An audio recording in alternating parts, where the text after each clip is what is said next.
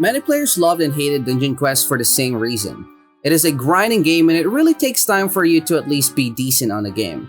Unlike those simulator games out there, there's no amount of Robux that can save you on this game.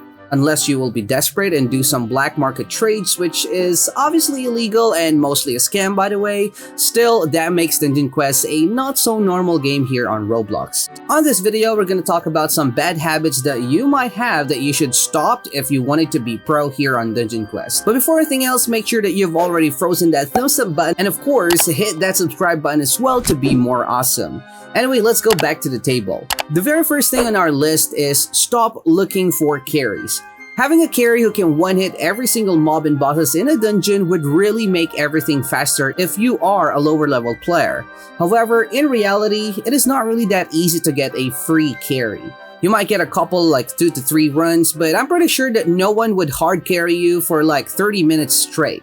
That is because first, it is boring for the carry, and second, they are literally spending their time trying to get nothing. Unless the carry is trying to get a free cosmetic, but still, that's most likely not gonna happen.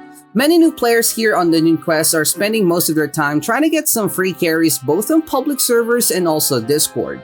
There's nothing wrong about it, to be honest, but if you'll think about it, you might be spending time waiting for carries than playing the game itself, which you could have already used to at least grind yourself on lower dungeon to get better gears and gain some experience points. Also, spending time grinding and familiarizing yourself on different lower dungeon will kind of serve as your training ground to be better on dodging because higher level maps have more challenging mechanics. Imagine spending 1 hour just asking for carries?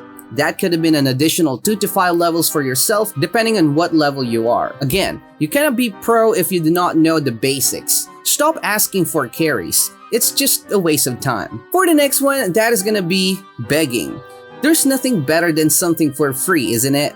That's right, but the same as asking for carries, many new players on Dungeon Quest seems to choose to spend their time mostly begging for items on public lobbies. As I've said, there's really nothing wrong about doing what you wanted to, and in fact, asking for trash items from higher level players would be easy and really helpful for you to have enough gold to upgrade those new gears that you will get. But as they say, anything excessive is bad. If you're spending most of your time in game begging for someone to give you a legendary, then you're playing the game wrong. The game has the same loot chances for everyone, and if you're having a hard time on getting it, that's the same for others. As I've mentioned in my How to Get a Legendary Fast video recently, at least trade for it if you really cannot get it as a drop. If you do not want to grind for it, however, I suggest that you should just quit and play some simulator games that you can AFK grind using an auto-clicker.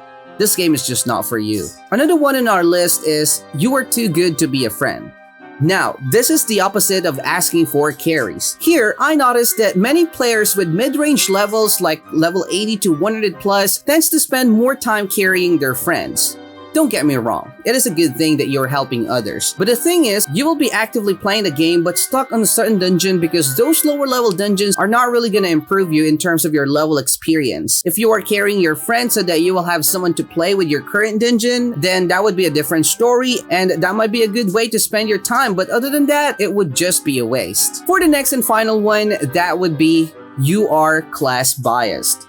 On lower level dungeons, even I don't want to say it, but class balancing was really not the best. There are dungeons where being a warrior is better and more convenient than mages and vice versa. This is the reason why you should either ask some higher level players about this information, or actually, if you are really grinding the game correctly, you should be able to find the answer yourself. Staying on your favorite class would hurt your progress speed because, as I've said, some dungeons have a not so balanced skill design. I know that it is the game's fault, not ours, but since it is already here, there's nothing that we can do but to adjust. Good news though, for the current dungeon, which is the lava chambers, I think V-Cafe will now start to play safe on designing those DPS skills to have a minimal difference between the two classes but the same damage and cooldown ratio. That was actually one of the things that many active players also thought after the lava chambers update because everyone can be whatever they wanted to be without worrying about anything. Anyway, those are the most common bad habits that I just noticed here on Dungeon Quest, especially for the newer players. Which bad habit do you think you have that was mentioned on this video? Do you have some other bad habits that you changed and became the reason why you are now a pro?